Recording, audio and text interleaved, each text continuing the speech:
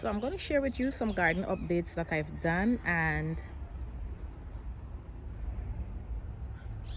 you can see. So the first thing I've done is I've put the pots on heights. I had them all at the same level. There were 6 pots in pairs going towards the gazebo, and I had them all at the same level.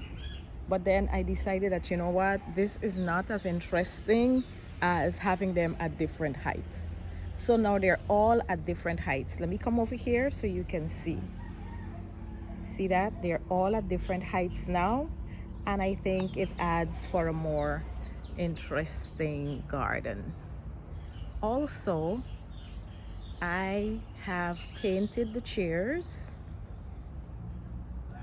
And this time I opted for a nice gold color because I think the gold really doesn't clash with the white and it enhances the garden. I used this as my starting point, this cushion that I made, to get this effect. So that's how it looks on this side, and that's how it looks on this side.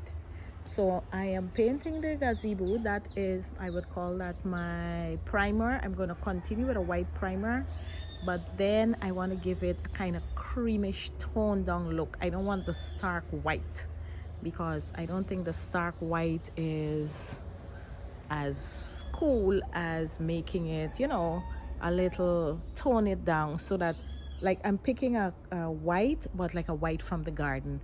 Perhaps if you look at this Muscienda right here, you see this color on this Muscienda, that's the white I want. You see that? This color right here. I think this kind of white will really suit the garden because this white